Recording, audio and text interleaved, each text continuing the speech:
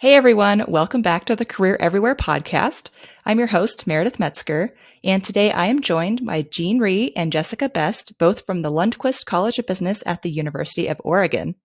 Jean is the executive director of the More Career Services, and that's More, M-O-H-R, and Jessica is the director of career strategy for More Career Services. So thank you both for being here. Hey, thanks for having us. We're excited to be here. Yeah, I'm glad to be here. Yeah, well, I'm glad to have you both. And I'm excited to talk to you two today about how to make career services kind of more of a requirement and maybe moving away from that traditional opt-in model. So I know this is top of mind for a lot of career leaders these days, and it's been top of mind for me even because two of our past guests actually said something about this a few episodes ago when I asked if they had a magic wand and could change anything about career services. Megan Baeza and Mary B. Merritt, both from the University of Texas Permian Basin, they both said that they would make career services a requirement for all students somehow. So I'm excited to dig into how you're making career services more of a requirement for your students there in the Lundquist College of Business at the University of Oregon. Before I get into that, though, is there anything else either of you would like to add about yourselves, your backgrounds, or your roles in the Lundquist College of Business?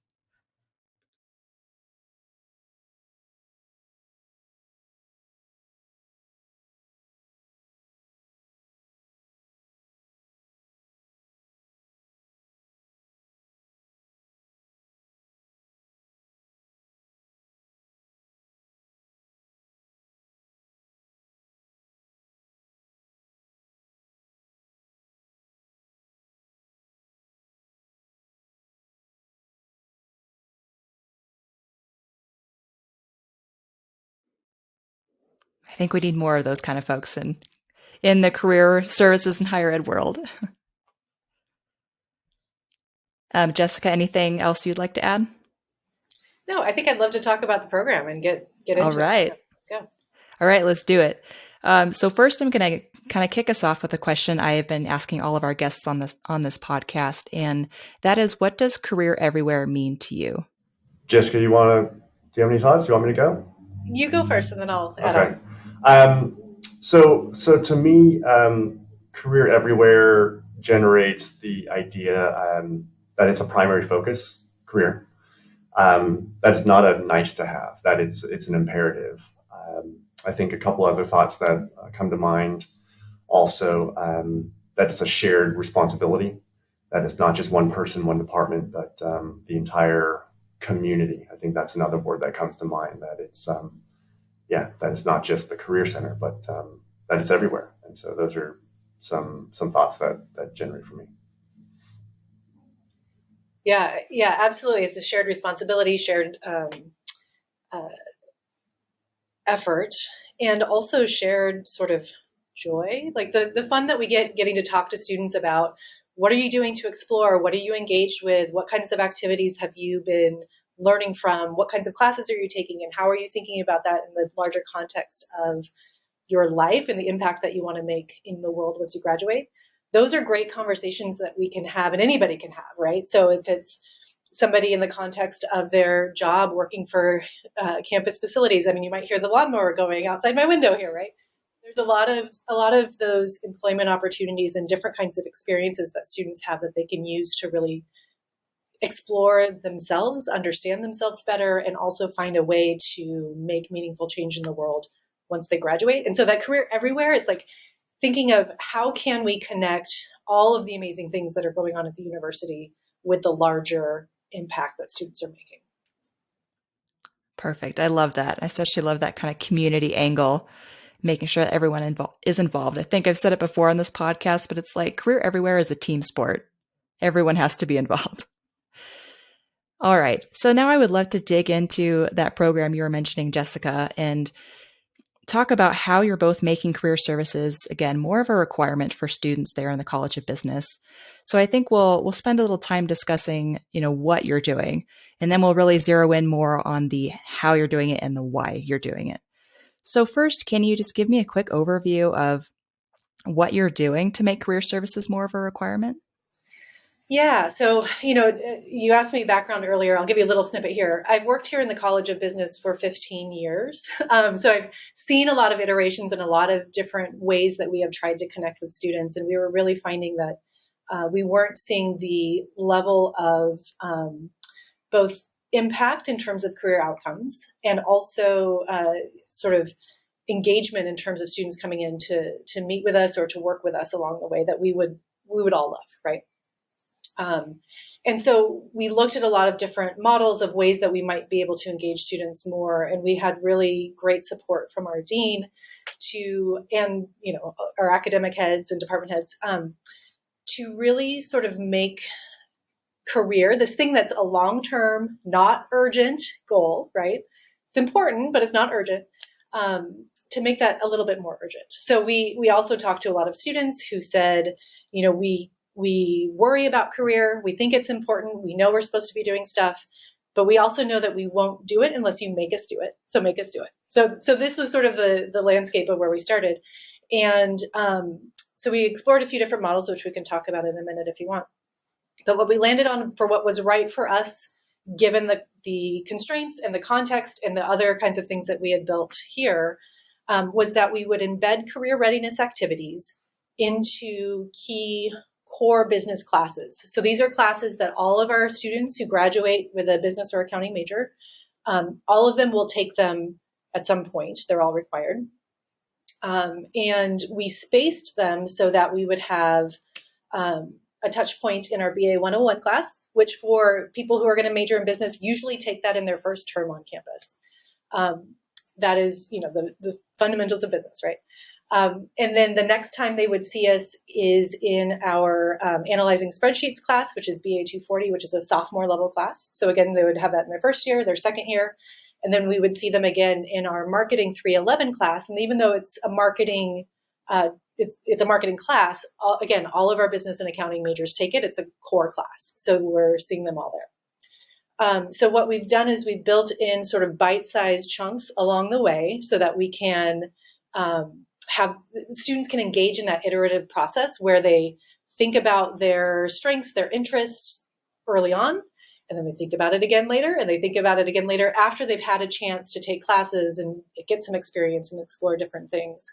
And so we have those 3 touch points. The career readiness activities that we do are different in each of those classes, and they build on each other. So it's not like they're encountering the same thing over and over. And they get a chance to do some self-assessment, to work on their personal branding materials like resumes.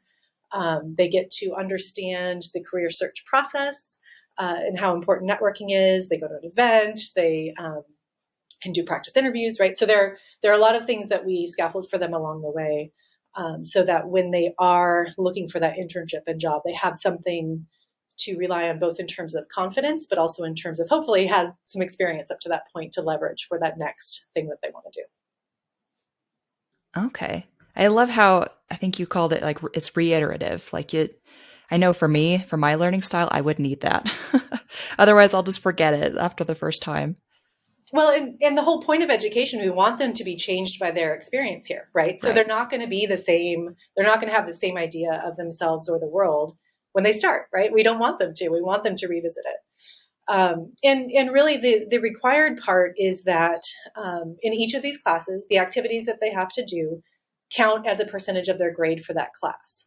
So students can choose, just like any other class assignment, they can choose not to do them, right? But there's a consequence to that choice. And also, it's a way for us to signal as a college that we feel this is so essential to your education that we're embedding it into these core classes and assigning points to it. We're using the incentive that we have trained them to cue into, which is points in a class, right? This is what we think is important, and we're assigning value to that. So again, it's one of those things where we can ensure everybody at least has equal access to it, and then they can make the choice whether they want to engage it or not. But we really see very high engagement rates, up in the 90%, in the 90s in terms of what percentage of students actually engage in these assignments in their classes. And I imagine it's hard to get 90% engagement rates anywhere else. Yeah. or it And can be. certainly not in any opt-in activities, for sure. Yeah. Okay. I'm curious what you mentioned, it was kind of bite-sized bits of career development for these assignments. What are a couple examples of assignments students might have to do? Sure, sure. So, one of the things that we've been able to do is, because we have gotten some great support from donors to invest in some technology platforms, we're able to scale things in a way that we couldn't do before. So, to give you an idea, last year, the academic year of 2021 through 2022, which is the last full year we have data for, we ran about 3,000 students through each of these classes combined, right? About 2,300 of those were in those first and second year classes, so they're early in their career, which is great. But let's say we were going to ask students to come in and get a resume review. We have 5 folks who do a portion of their job is dedicated to career advising, right? There's no way we could run all of those students through 5 live humans, right, to do that. So we've gotten some great support through technology platforms to be able to give students the option to come and talk to humans, and we encourage them to do that. And also, if that doesn't work for them, they can access an AI-assisted resume review platform to get feedback on their resume. So it's not just learn about how to write a resume and then you're on your own. It's learn about how to write a resume, answer a little quiz about good resume writing practice, and then create a resume and get feedback on that to improve it to a certain level of competence. So it's either a score through our online tool or filled out a rubric with our career peer educators, our student advisors, to be able to say, I've achieved a certain level of competence on this resume. So that's one example of what we would do. And the resume is a good example, I think, because it's that thing that students feel like unlocks opportunity for them, right? Like they feel like they have to have a resume before they can do anything. So by having them have that basic foundation, then they feel empowered to go after different kinds of opportunities or experiences. Okay. Yeah, I love that. So I think that's a pretty good overview kind of what you're doing with this program. So now I want to dig into, again, the why. So why did you structure these career development assignments this way? Or why did you do it with this more required model versus opt-in? Yeah, so I think what we talked about a little bit before was that we weren't seeing the numbers that we were hoping for, right? So career outcomes, at the time we were seeing, and we were just looking at 3 months after graduation at the time, about 60% or so of our students were reporting, of those who were seeking jobs, were reporting having a job at 3 months after graduation. That's not what we would want. That's not what we want for our students. It's not what they want for them, And then when we would look at engagement rates with career services, either advising or our events, we were only seeing about 20% of our students in the college were actually engaging with those. I looked at over the past year, right? So over the course of 1 year, only about 20% of our students were engaging with us either in advising or events, which are the main ways that we were engaging at that point. And again, like I said, the students said they wanted it, right? Like, we know it's important, but until you make it urgent for us, we're just not going to do it, right? And so that's where having that required part comes in. We looked at a lot of different models of ways that we might do that, and for us at the time, this is the model that seemed to work the best. I don't know, Gene, if you want to talk about other sorts of reasons or why this is important. Yeah, one thing that comes to mind is, every single institution, they have requirements for students on a lot of different areas, certainly on the academic side, right? If you're going to major in something, you want to pursue a degree in something, they have things set up and they tell students you must do these things in order to graduate, with X, Y, or Z. And so, there's a precedent, there's a way that we interact with students and engage with them. So I guess the question is, why not on the career readiness side? We have people like Jessica, who has a lot of experience in this area. Why don't we tap into that knowledge and experience to share with students, hey, this is what we think is best for you. This is what we think you should do. And the reality, I think, is, this is oftentimes for many of our students, the first time that they are really engaging in any kind of career development, right? I mean, high school jobs aside, I think many of them, this is the first time, and it's hard. I mean, I don't think I need to tell anyone listening on this to this podcast that, finding an internship, finding a job is a difficult thing to do. And, put yourself back into the shoes of, whether it's a traditional student of 18, 19, 20 years old trying to navigate this, it's a challenging thing. It's scary, it's stressful.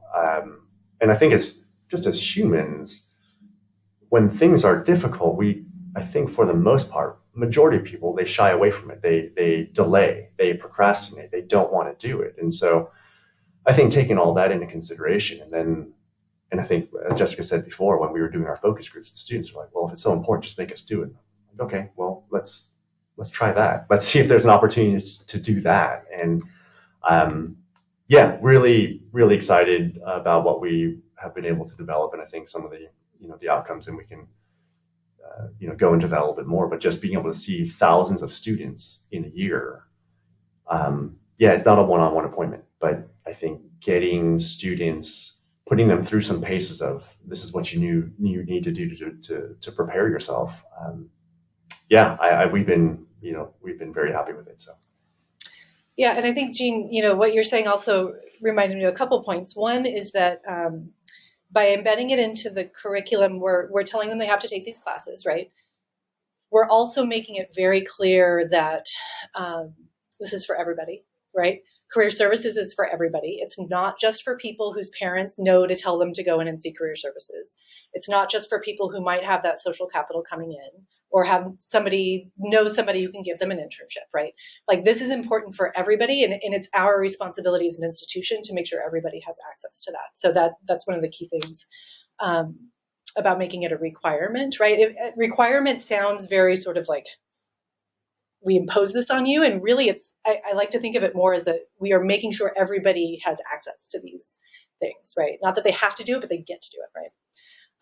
And then the other piece I think that's important about the model that we have where we're embedding in existing classes is we're not asking students to register for an additional credit that then they have to pay for, and that we're not putting that burden on the students to say, oh yeah, you have to pay for the benefit of being able to have an outcome after school. Like, it's a way for the institution to say it's our responsibility, and we are, putting that on us, right? Rather than making you have to pay for it, which also has resource implications, which is a whole different thing. But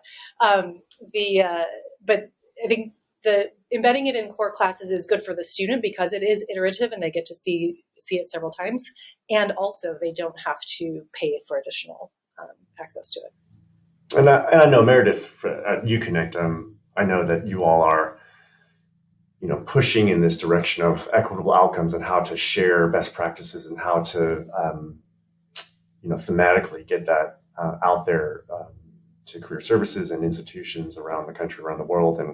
And as Jessica was saying, like this, think of all the students who cannot attend our evening event in the atrium that we had last week because they have to work. They don't have that choice. And there are virtual options that we can that we come up with, and we have those. But at the end of the day, when we ask our students also, how do you want to engage with a lot of this material and a lot of, let's say, recruiters and alums, in the classroom is one of those, is if not number one, but very high up on the list. And so, being able to say to those students, like, no, you don't have to go anywhere else. You don't have to attend anything else. It's here. You're already here. And I think that has helped out and will continue to help in terms of equitable access for sure. But then how does that translate into equitable outcomes for the Lundquist College? I think that's the exciting part. Yeah, I'm glad we touched on that access point because I think that is so important. Like you said, Jean, it's right up our alley here at UConnect and something we're definitely trying to address with our product as well. I also wanted to touch on maybe the scalability side of this program because I am guessing that it's a little easier to reach thousands of students with a program like this than it is to have thousands of one-on-ones. So can we talk a little bit about that scalability element? Scalability for us, I mean, we have a team of, there are 10 of us, and you can kind of split it down. We have 5 folks on Jessica's team doing much of the career advising. And then there are really kind of 3.5 of us on the industry engagement side.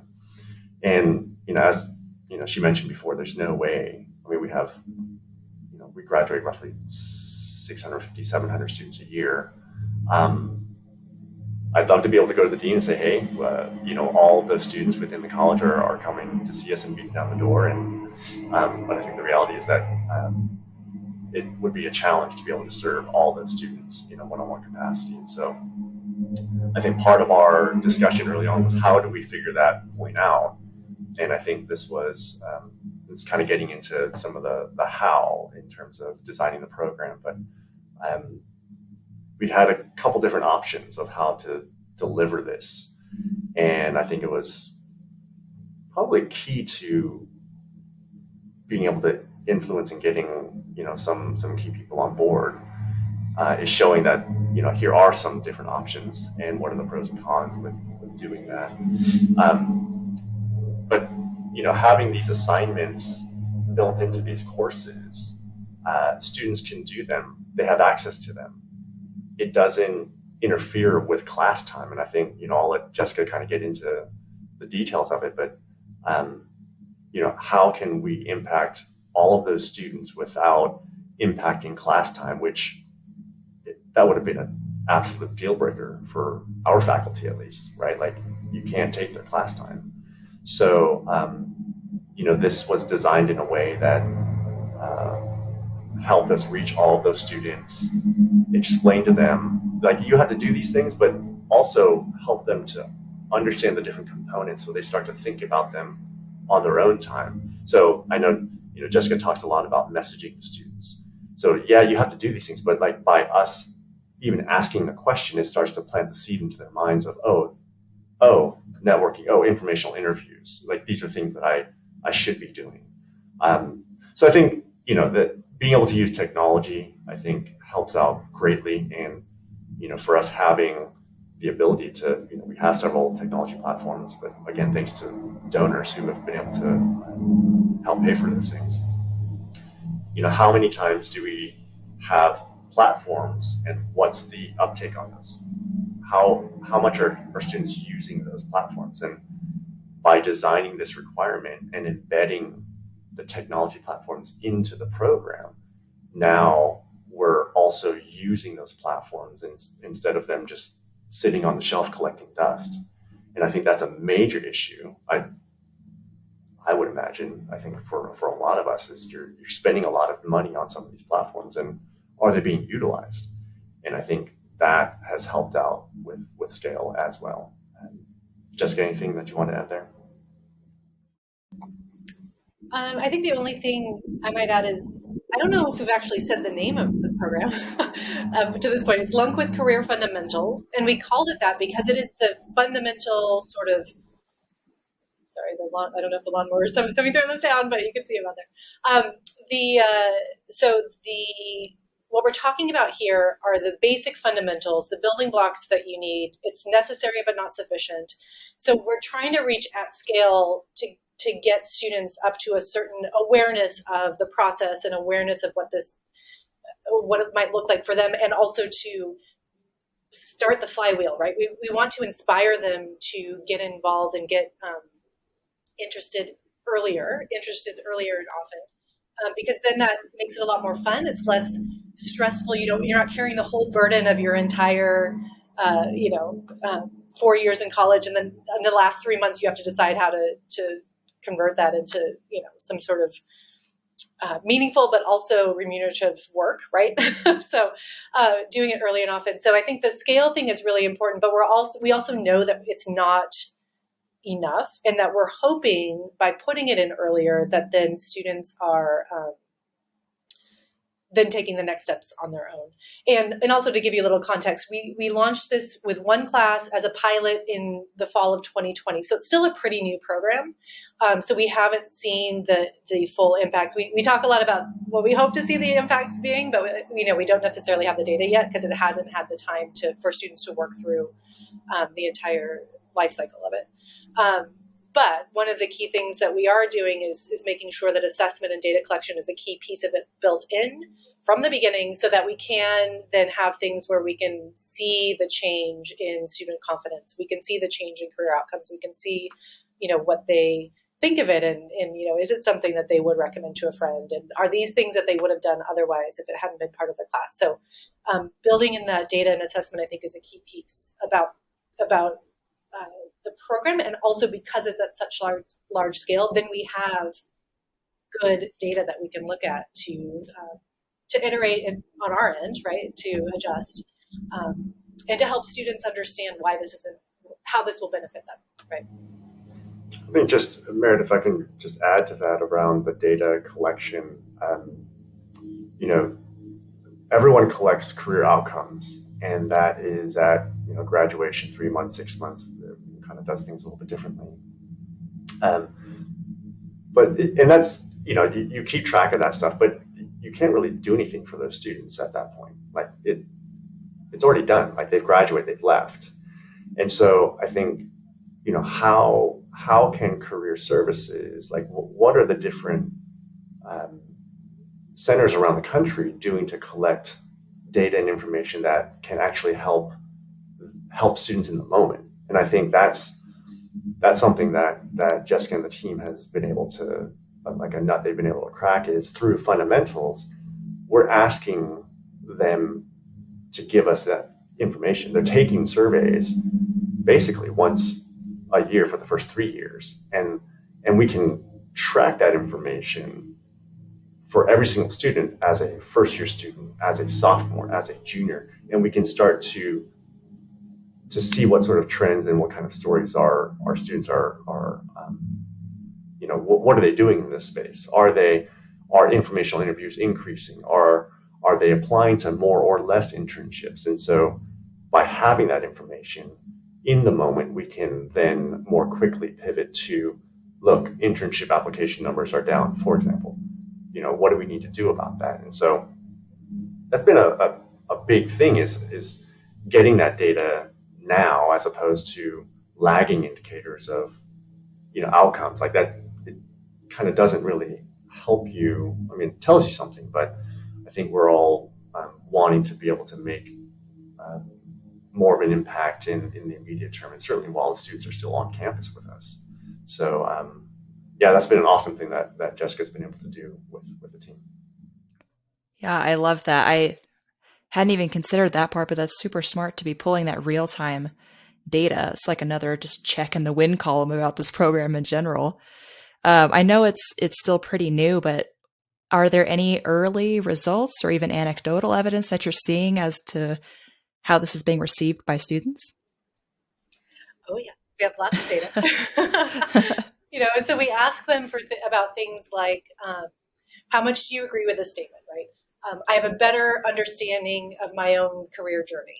And we are getting, 85% agree, right?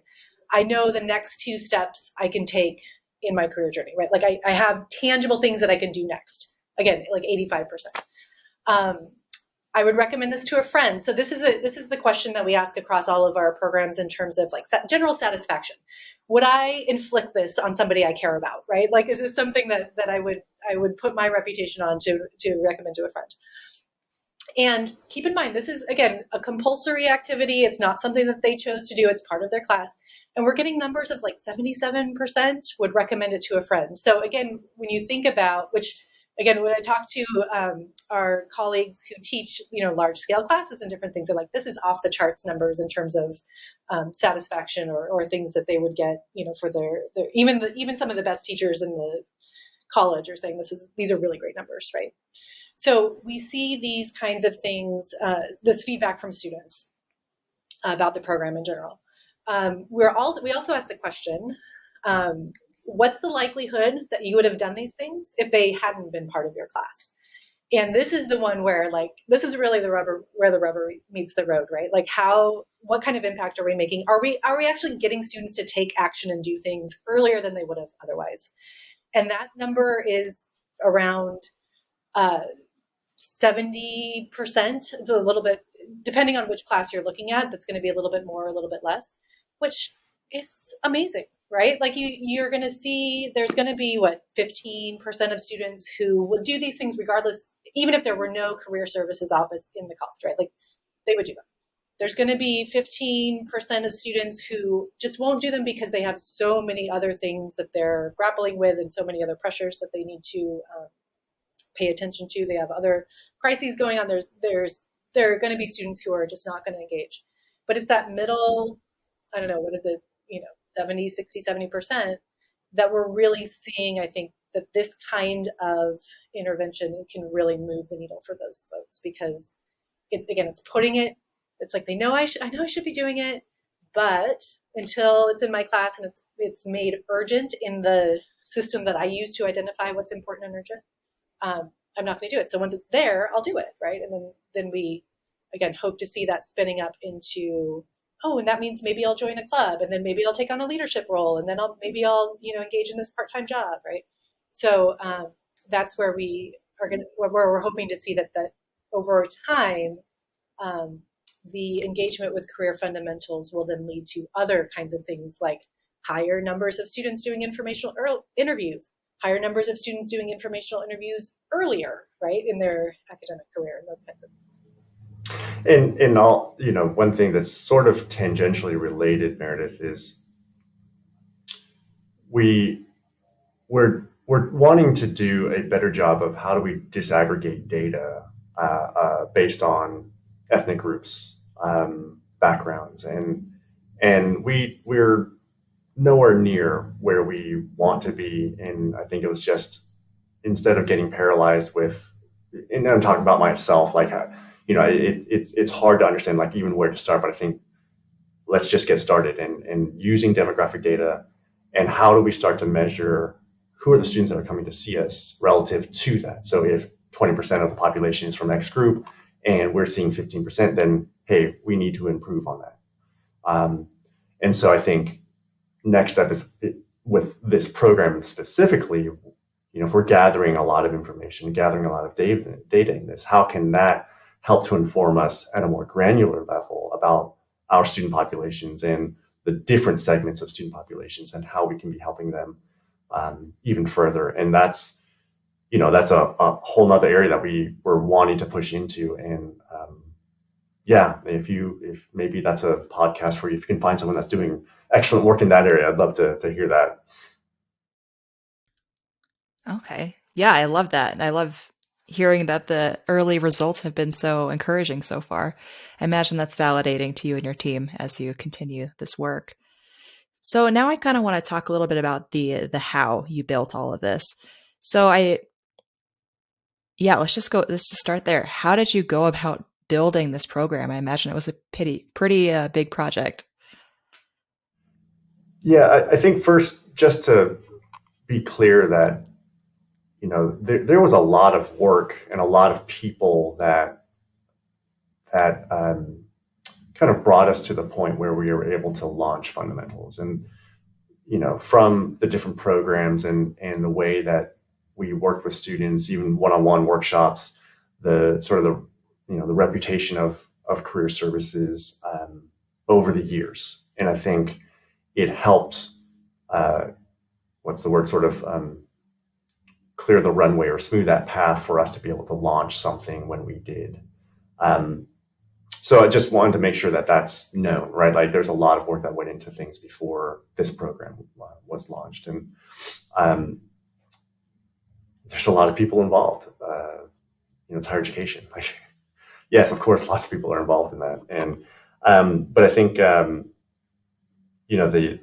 was an opportunity from the dean that was here, Sarah Netter. So she was our previous dean, and she had made a comment one day around, well, maybe we just need to make things required. And it's at that moment, it's like, okay, well, the students are saying that, and the dean is wanting to push in that. So how, like, the iron's hot. I think we need to strike. And so then it was a series of conversations, with various associate deans, and hey, how could we make this a reality? And getting some ideas, um, and then I think we got to a point where, hey, here's a proposal, and it was a 5-page document, 4-page document of why are we doing this? How does it help students? How does it help outcomes? How does it help, in terms of equity and access for our students? What are we asking of faculty? So there was kind of answered the basic questions in this proposal. And we scheduled a meeting with several associate deans, as well as we call them department heads. So we have faculty, we have departments within the business school faculty, and each one of those departments has a chair. And so we met all together and shared the document in advance. But I think this was key, is that we had people that were advocates, from the dean to the associate deans, and I think that was a big help. And I think another thing that helped was market research that we did within that document to show what other peer and aspirant schools are doing in this space, who is or who is not requiring have a career requirement. And then the last piece of not saying this is what we're going to do, but here are a few options, and let's talk about those options. And I think having a conversation like that, it just allows people to feel a little bit more included, and it's not just the Career Center dictating this is the way it is. And from there, there's a lot of work that went into that in itself, but then it sort of triggered, okay, well, how do we pilot? How do we start small, and then grow from there? And we were only in one core class to begin with, and that was, I mentioned all the work that went in beforehand. Like, Jessica did an incredible job building relationships with several faculty members, like very strong relationships. And so where did we pilot? We piloted it in one of our classes, where she had a really strong relationship and a great advocate in one of those professors, and gives us a better chance of success starting there. But that's sort of the genesis. Jessica, anything else that you want to add from those early days? Yeah, I think it's, you build the stakeholders, right? We had a lot of data to show that we had a great product, right? Students really appreciated and valued their interactions with us, because we had been collecting data all along around advising and workshops and events and things. So we were able to also show that we weren't just asking for time for something that was not of value to students, right? And then the other piece, this came up through the discussions with the department chairs and with faculty, is that we weren't asking for live class time, right? So at Oregon here, we are on quarters, which means we have 3 terms, fall, winter, and spring, and then there's a summer term, which is much smaller in terms of enrollment. But each one is only 10 weeks of content and finals. It goes super fast. And so if we couldn't ask for live class time in every single term of every single section of any given class. And so we built out the asynchronous module so that it could be something that students could do outside of their live class time, but also kind of on their own time.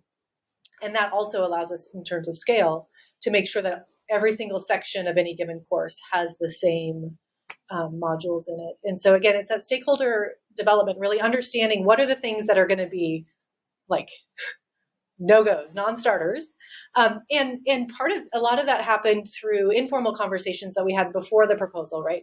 Talking to our faculty partners who have been good partners, and say, okay, so we're thinking about this. What are some ideas? Like, what do you think? How would you respond to this? What do you think your colleagues would think? Or like, what are some things that might help us pave the way to make it more attractive to them? How can we sell it to them? Those kinds of things. So yeah, the stakeholder development was really, really key. And then also just being clear about the trade-offs, right? Jean mentioned we had several options when we went to the faculty and department heads.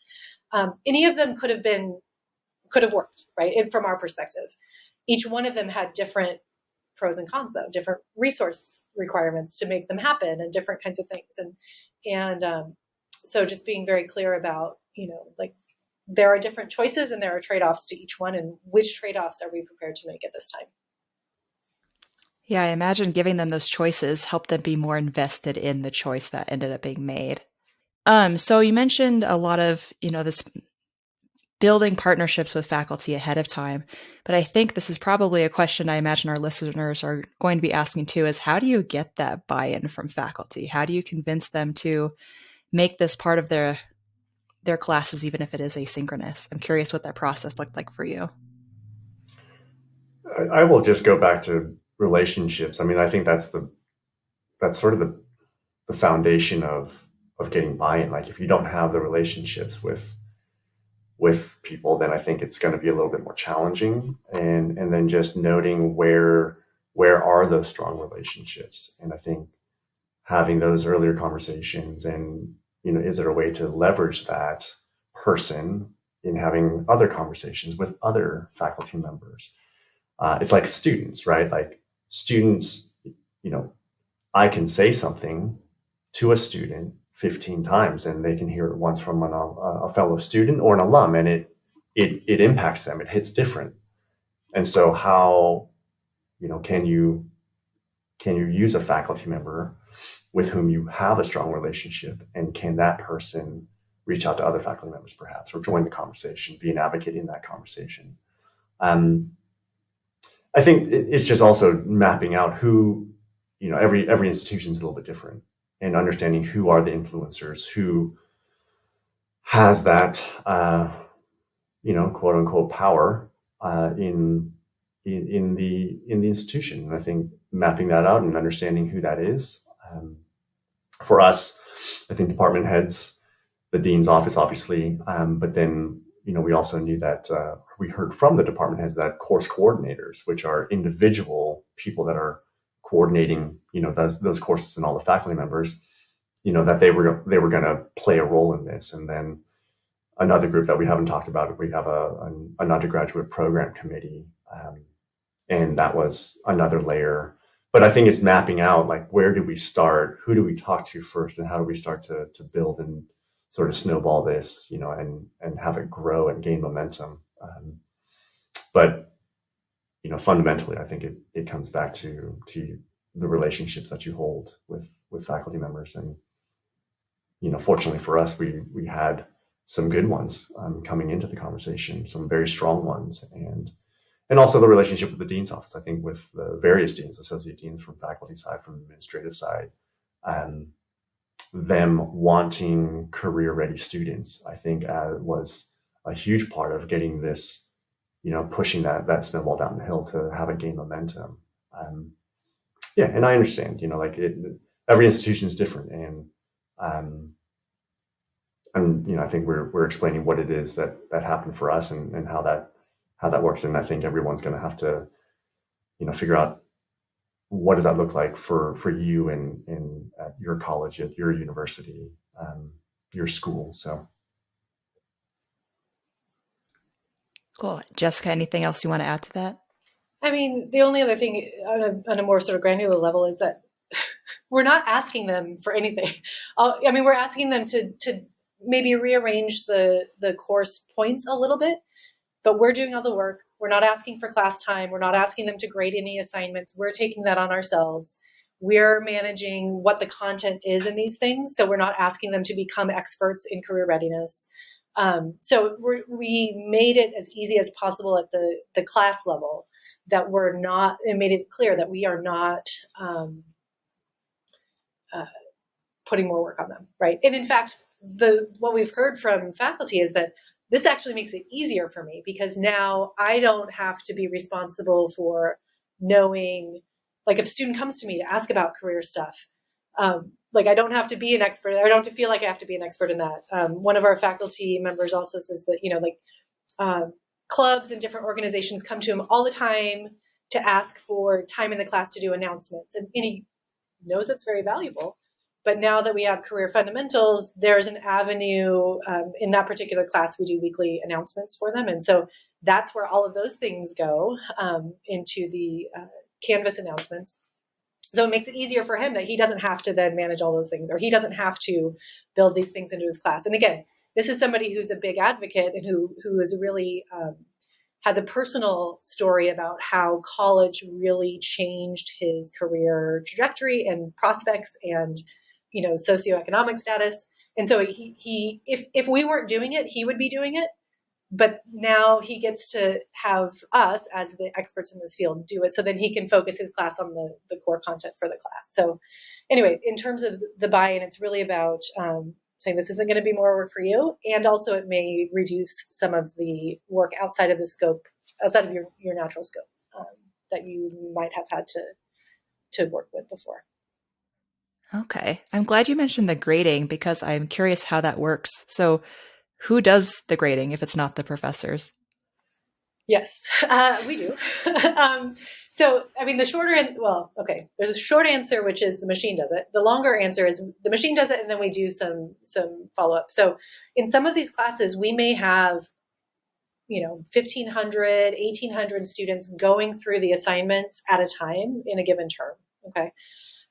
So what we have done is we've set them up in Canvas, and this might get a little wonky, but we've set them up as graded surveys, which means if a student submits anything, they get the points.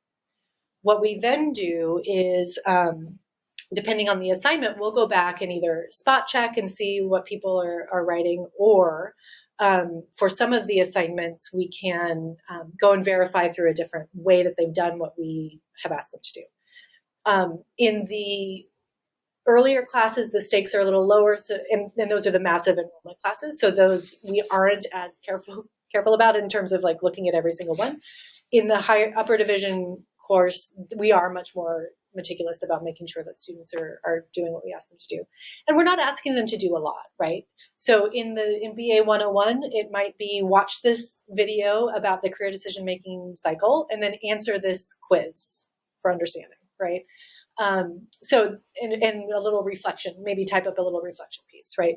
So again, it's not something that would be, we're not looking for right or wrong answers. We're not looking for things that are objectively correct. What we are doing is looking for students to just pause and think about this stuff, right? For some of the assignments, like for example, in that sophomore level class, we do ask students to attend a career event sometime during the term. That can be a career fair, that can be one of our events that we put on, that can be one of the many webinars that's coming through on Handshake that employers are putting out there, those virtual events. And each term we have more than 100 events. So there's a lot of choice for students there in terms of what might work for their schedule and how to access them and interest. So with that, what we do is we say, here's the list of students. I pull a report from Handshake and say who's checked into an event. And if they've checked into an event, I assume that it's good. And then for those maybe 20% of students who don't have the check-in and Handshake, we actually have our student assistants, our career peer educators. We have a couple of them that are trained to help evaluate these things. So they go through and what the students have to do is upload a screenshot of the event that they went to, screenshot or photo. And so then our student staff then goes through and checks that 20%.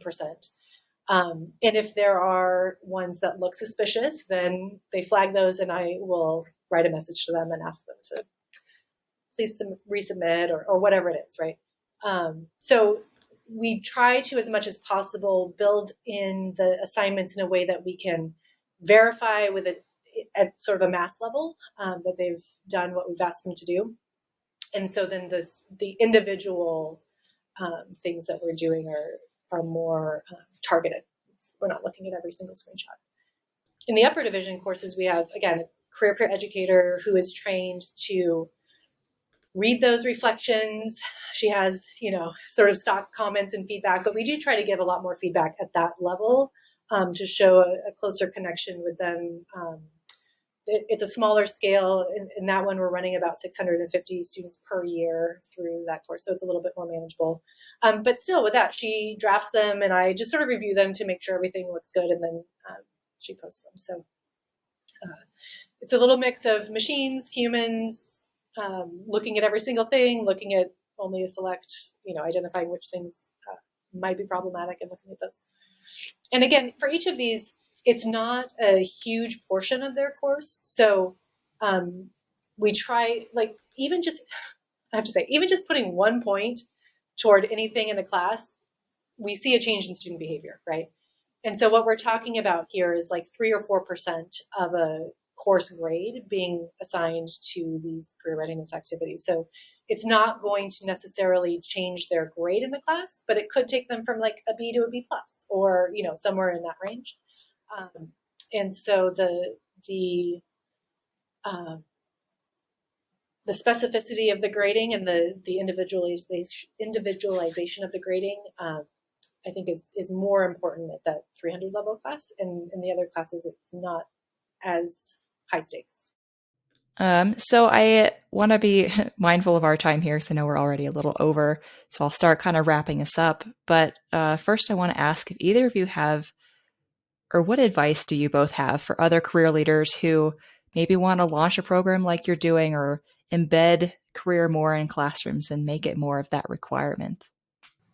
I would say that firstly, just to really understand the culture of your institution.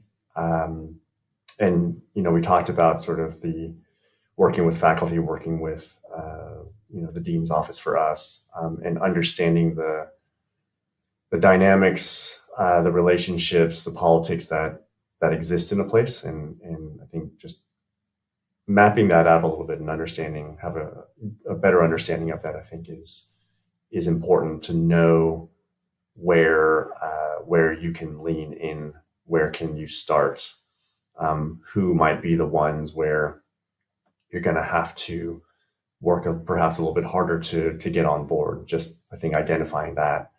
And then a couple other basic things about just, proposals is having a very clear understanding of what it is that you're wanting to do. And then knowing even, how will you know that it's working? I think basic questions that people will want to know, and having thought that out. Doesn't have to be the final answer, at least having a place to begin the conversation. And then for us is, I think it was important to have done some research around what are other peer schools doing or not doing in this space. I think, I don't know, some people don't. I sometimes don't care about that. If it's a good idea and it's good for students and other schools are doing it, great. If they're not doing, okay. But I think there are some administrators that really look at that and they want to know if it's being done or not. And I don't know. So I think that's important to do. And maybe I should have started with the thought of talking to students and really hearing from them and understanding them a little bit more in relation to what it is that you're trying to achieve. And I think student voice is very, not only important, but very influential with your conversations with administrators. It carries weight. And so I think not just because you think it's a good idea, but because students have told you X, Y, or Z. And so those are a few things.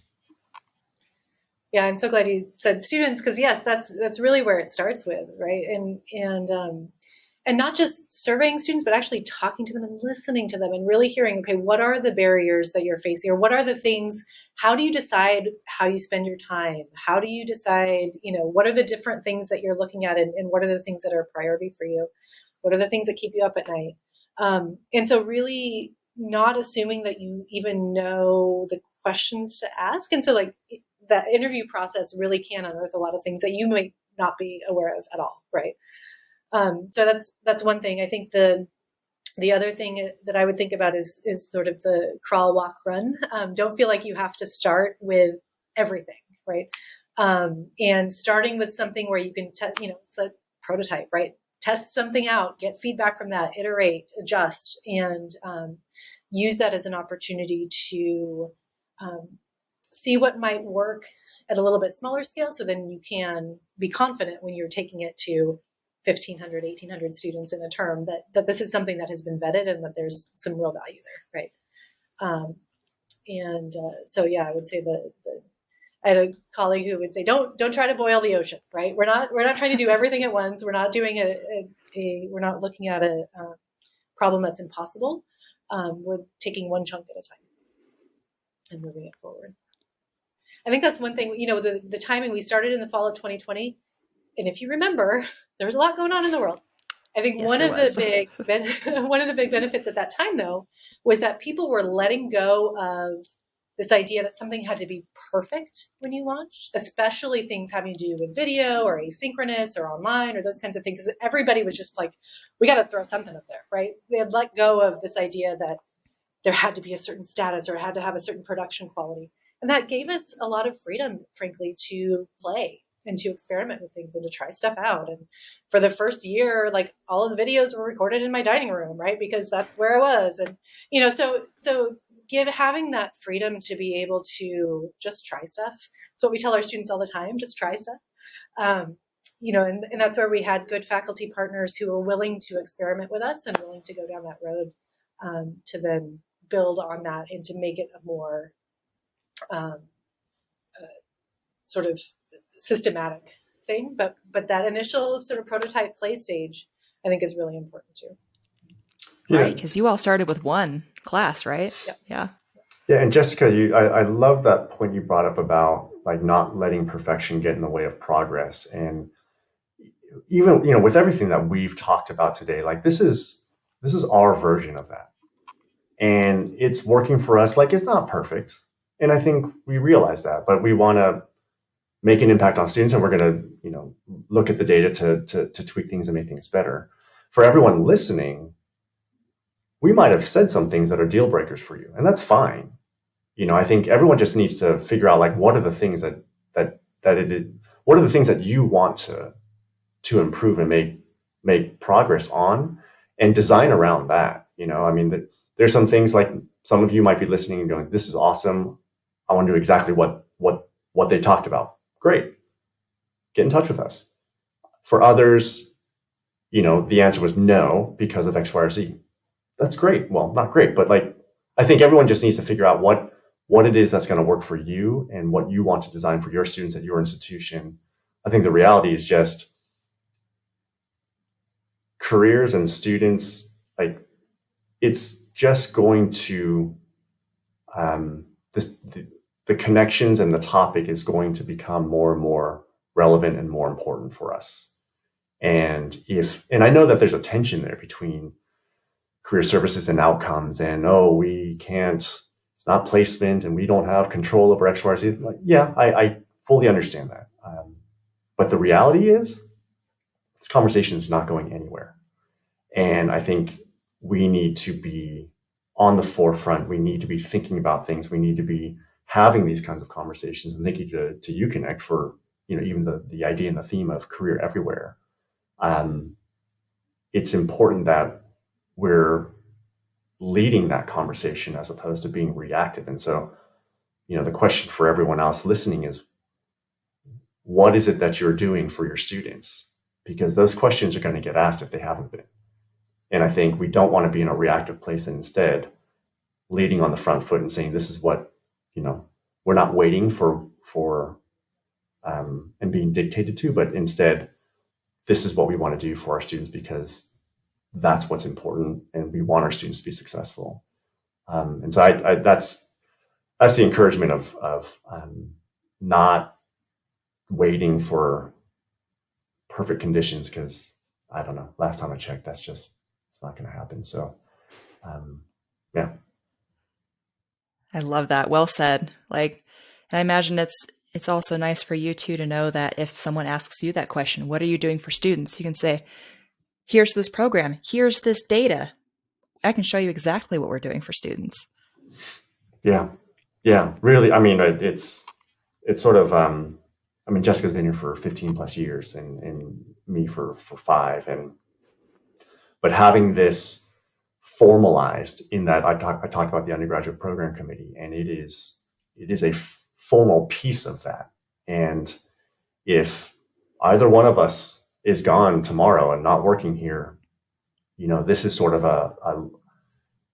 a program that will stay in existence for a while. And I think that's awesome. Something really to be proud of. And the team's worked incredibly hard, and they yeah, I think they deserve the credit that comes this way. So That's huge. And we're not done yet.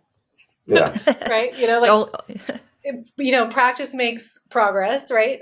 And also, like we talked about, these are the fundamentals. This is the floor, right? This is not. It's necessary, but not sufficient. It's not where we don't feel like we've got it.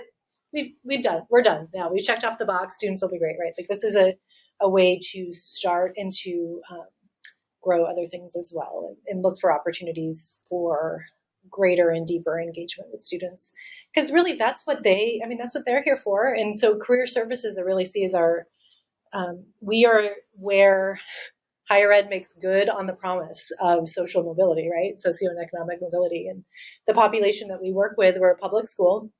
We have a lot of students where Gina and I were just talking last week, it's like this experience here is changing generations of opportunity. Like we are making a big impact on the ability for those students to, uh, change the life for themselves and for their kids and whatever, right? So that piece of it being tied to outcomes, it's not just about the prestige for the institution or rankings or, the things that are sort of those extrinsic motivators. For me, it comes back to what are the student stories? What are the things that they really are looking for from their experience here?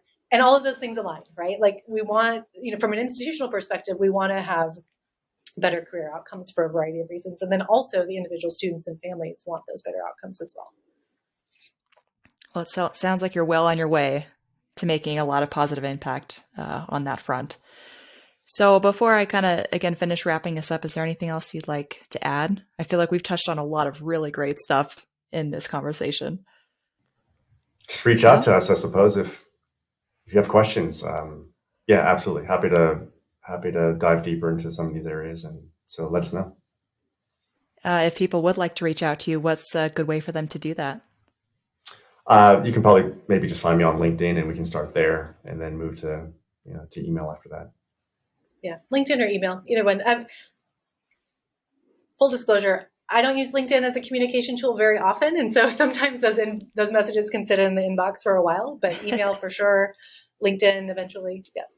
You can find us on our new website, more.uoregon.edu.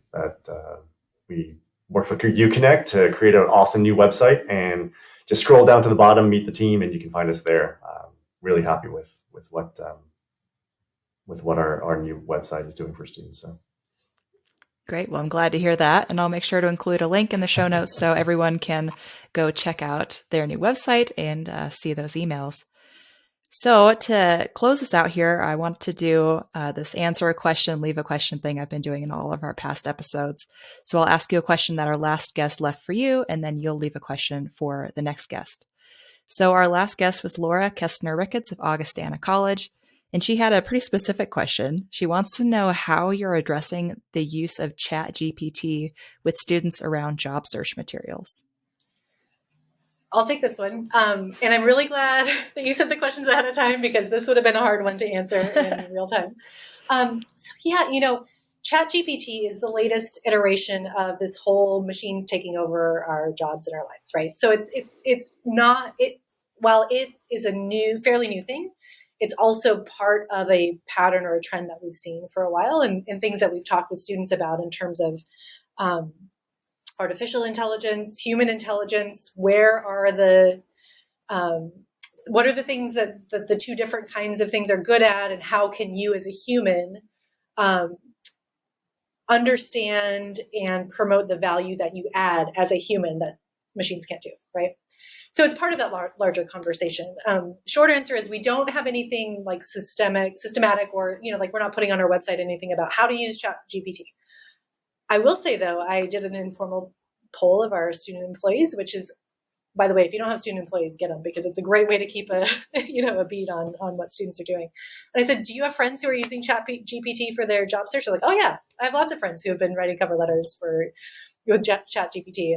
And it's not so much that they are just taking what the bot creates and submitting it, but they're using it as a way to save time to get a first draft, right? So here's where, I don't want to stare at a blank page. I'm going to put this in here. They'll give me something that at least I can start with, right?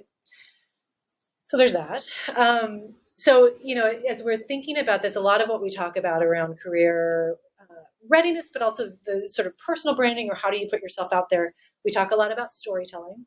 Stories are things that people remember. And we talk a lot about the preparation that it takes to be able to then perform well in an interview or in the job, right?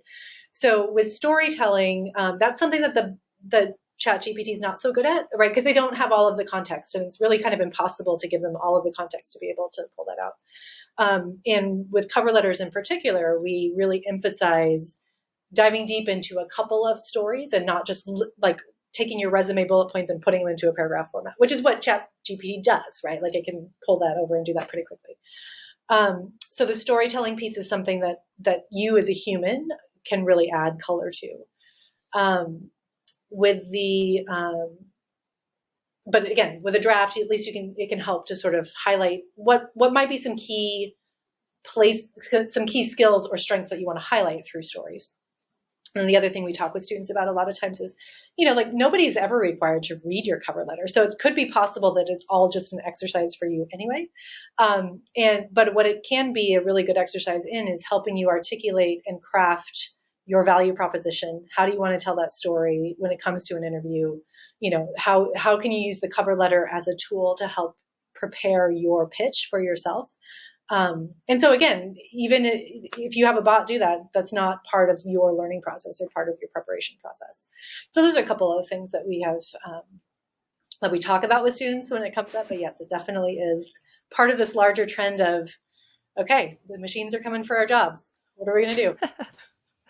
So Meredith, I just put the prompt into ChatGPT, and it ends with, in all of these scenarios, career services staff can use AI as a tool to enhance their work with students. It's important to note that AI should not replace the expertise of career services staff, but rather complement it by providing additional insights and information. So, well, there you go, straight from ChatGPT itself. Yeah, this has been an interesting conversation in the content marketing space as well. Like, how do you use it? When do you use it? Is it weird to use it? yeah. So it's interesting to hear how that's playing out in career services as well. Yeah. So what question would you two like to leave for the next guest? Oh, yeah, I've got a pretty serious, important question, especially for career services. So the question is a hot dog a sandwich? These are the important questions. Thank you. Thank you for Yes. recognizing that. It's, yeah, I'm like-minded. I appreciate it. Yeah. I love it. All right. Well, great. Thank you so much to both of you for joining me on the podcast today. This was an incredible conversation, and I'm sorry we went a lot long, but this was just like an hour and 9 minutes of straight gold. So, That's awesome. That's great. Well, and thanks for hanging with me on the technical stuff. Sorry it took so long, but hey, we made it through, so it's good. That's all right. There's always some kind of tech issue. All right. Well, thank you both again, and I hope you have a great rest of your week. Yeah, thanks, Meredith. Thanks.